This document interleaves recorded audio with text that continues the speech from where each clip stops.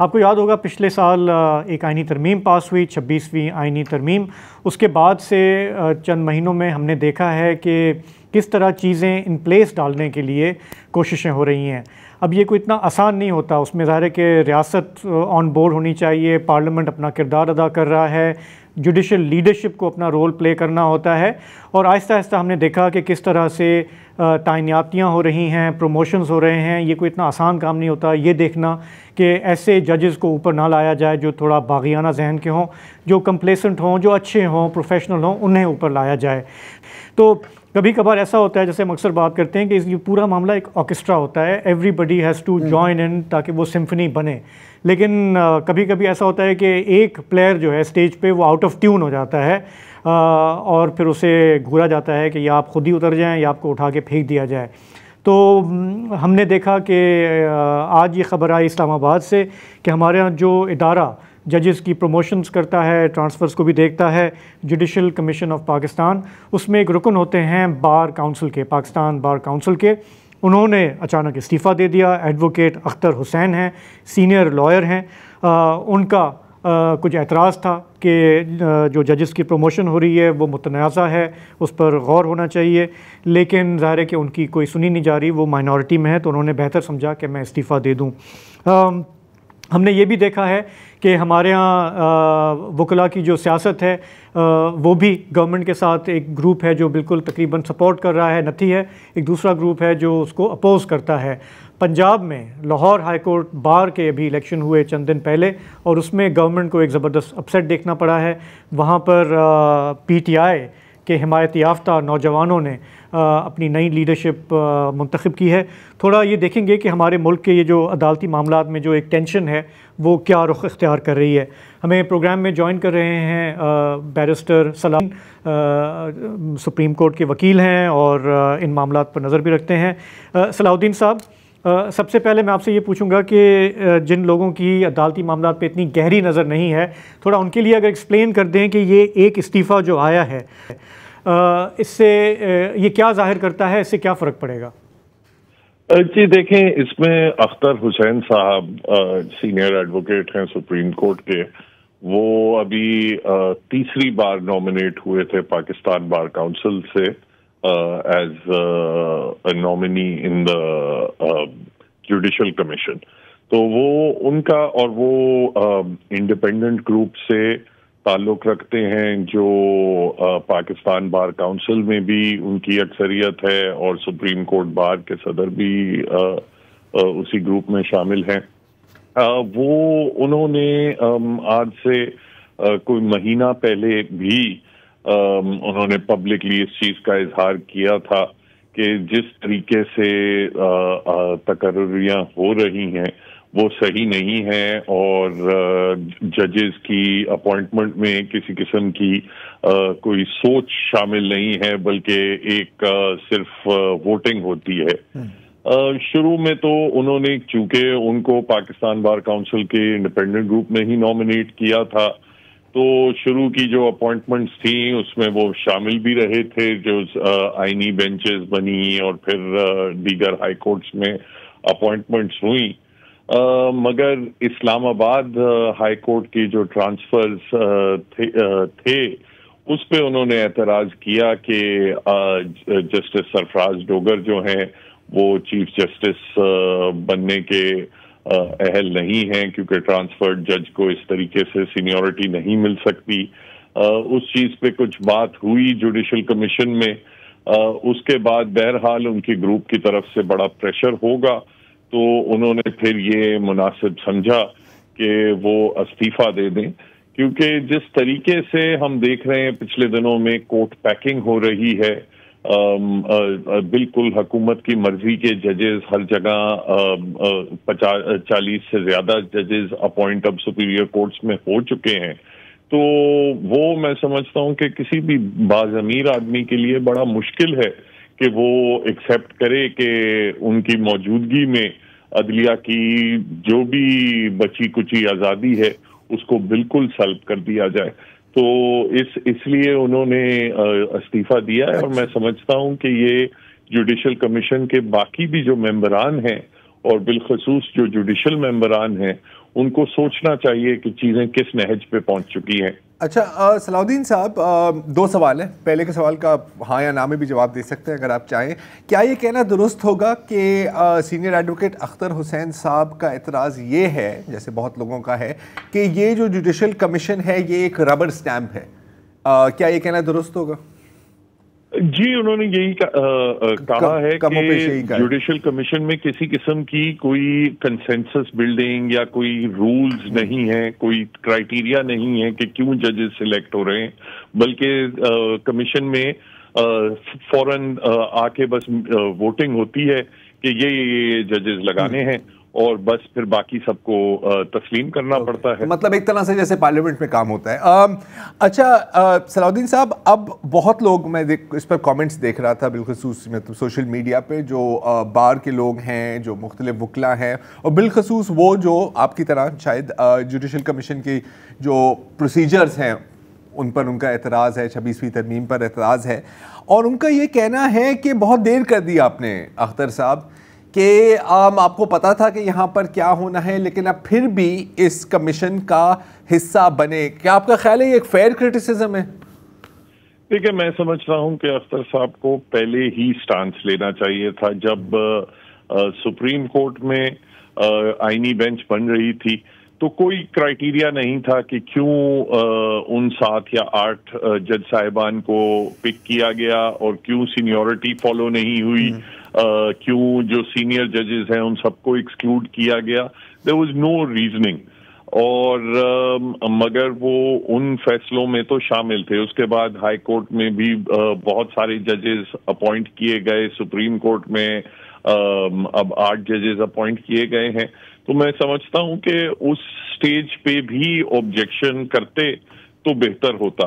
بہرحال اگر دیکھیں اس میں ایک کمپلشن ہوتی ہے کہ آپ کو لگتا ہے کہ بھائی جس باڈی نے مجھے نامنیٹ کیا ہے اگر ان کی اکثریت چاہ رہی ہے کہ حکومت کے ساتھ ہی چلا جائے تو میرے اوپر شاید وہ رسپانسبلٹی آتی ہے. میں سمجھتا ہوں مگر اس سے زیادہ اوپر ایک آئینی ذمہ داری ہے کہ آپ میرٹ پہ اپوائنٹمنٹس کریں.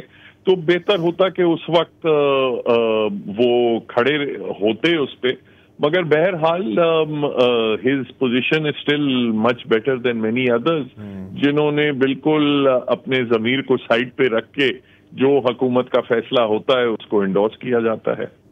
اچھا، میں یہ جاننا چاہتا ہوں کہ یہ سب کچھ جو کچھ ہو رہا ہے ہائی کورٹ سے لے کے سپریم کورٹ میں، ان کی جو والدہ محترمہ ہیں وہ ہیں 26ویں آئینی ترمیم، اسی کے تحت ظاہر ہے یہ سب کچھ ممکن ہو رہا ہے.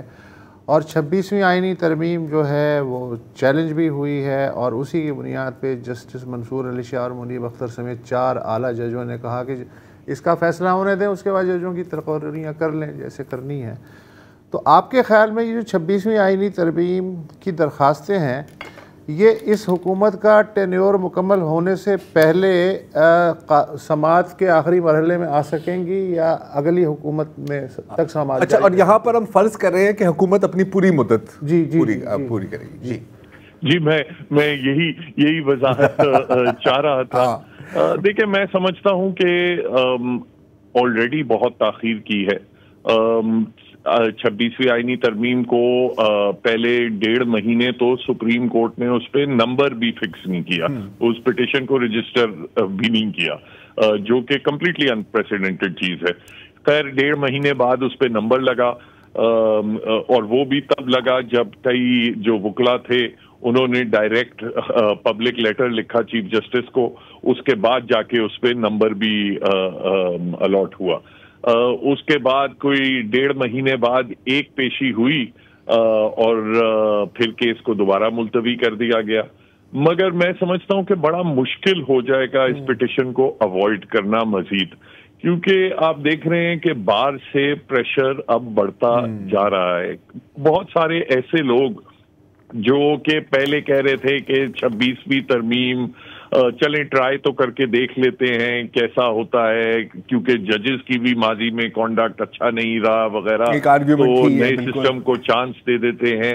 مگر اب آپ دیکھ رہے ہیں کہ اور اس میں اختر حسین صاحب بھی شامل ہیں کہ جب 26ویں ترمیم کی پریکٹیکل امپلیکیشنز لوگوں کے سامنے آئی ہیں, جو آئینی بینچز ہیں ان کی پریکٹیکل پرفارمنس لوگوں کے سامنے آیا ہے, اس کے بعد جنرلی سوسائٹی میں بھی اور بارز میں, ابھی شاہ زیب صاحب تذکرہ کر رہے تھے لاہور ہائی کورٹ بار کا, اسی طرح اسلام آباد ہائی کورٹ بار میں بھی جو حکومتی پینل ہے جسے ویسے تو انڈیپینڈنٹ گروپ کہتے ہیں, مگر Rawal Pindi high court bar میں, ملتان میں, ہر جگہ ان کو شکست حاصل ہوئی ہے, جبکہ بہت عرصے سے انڈیپینڈنٹ گروپ کا بڑا ایک اسٹرینتھ تھا کیونکہ وہ ایک آسما جہانگیر کے گروپ سے ایسوسیٹڈ سمجھے جاتے تھے اور ان کا ایک انقلابی سٹانس ہوتا تھا, اور بار میں جو اینٹی اسٹیبلشمنٹ سٹانس ہے وہ یوزلی زیادہ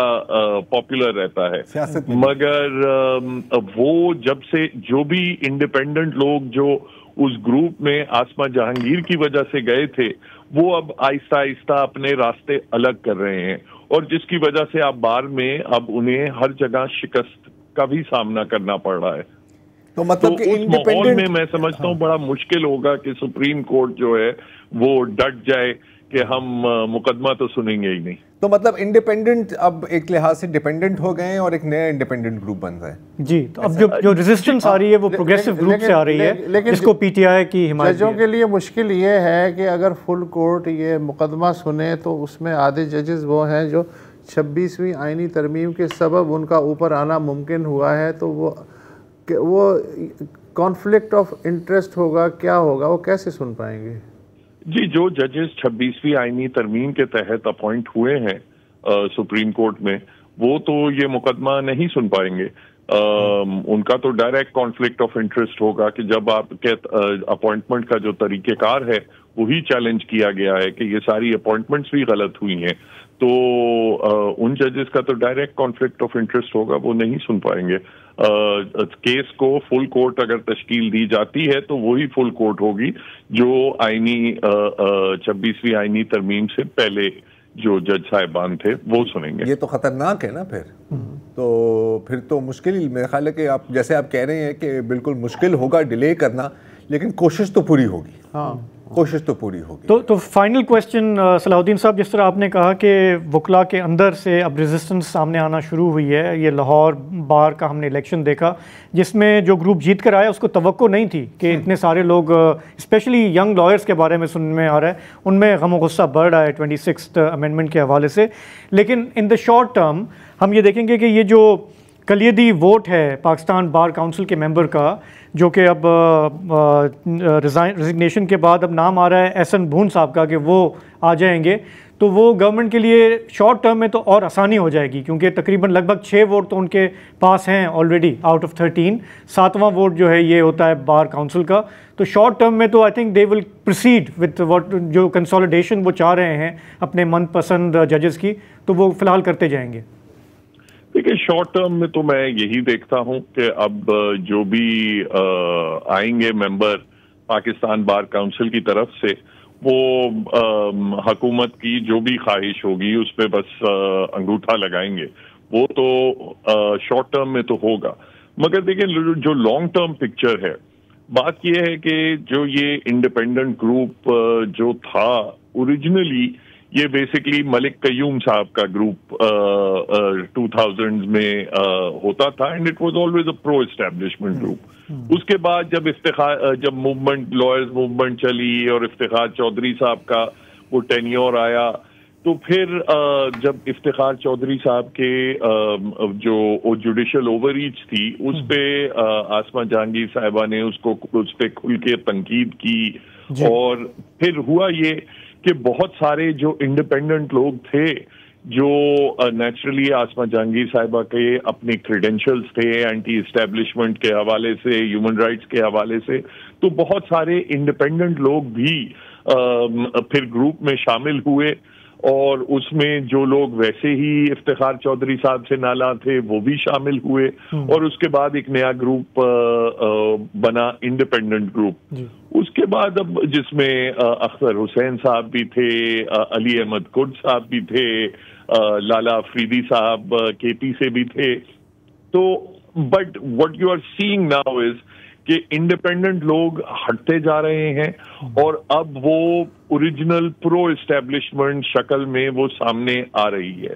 وہ جو پرو اسٹیبلشمنٹ فیکشن ہوتی ہے وہ بارز میں کبھی بھی زیادہ عرصہ سروائیو نہیں کر پاتی. بالکل ٹھیک ہے. So you will see them being more and more isolated. بالکل ٹھیک ہے. یہ آپ نے اچھی نشاندہی کی کہ لائرز موومنٹ بھی جو ہے وہ پنجاب سے شروع ہوئی تھی، اور ابھی جو ہم ریزسٹنس کا پہلا یہ دیکھ رہے ہیں وہ بھی پنجاب سے آ رہا ہے. کاٹنے کے لیے میرے پاس ایک مشورہ ہے. ایک منٹ صلاح الدین صاحب، آپ کا بہت بہت شکریہ پروگرام میں آپ نے جوائن کیا.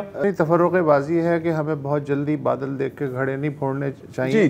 مجھے اس سے یاد آیا انڈیپینڈنٹ گروپ اور آسمہ جہانگیر کہ جو آج کی پیپلز پارٹی کا زیڈ بھٹو سے تعلق ہے وہی انڈیپینڈنٹ گروپ کا کچھ ایسا ہی آسمہ جہانگیر سے. میں مفت مشورہ اگر آپ سن لیں یہ ساری ریزسٹنس کو ہینڈل کرنے کے لیے، جو بار الیکشنز ہوتی ہیں نا، یہ آپ ای سی پی کے حوالے کر دیں تاکہ تھوڑا وہ 47 وہاں پہ بھی 47 وہ بھی اسموتھ ہو جائے. یہاں پہ تھوڑا 47-45 کھیلے نا.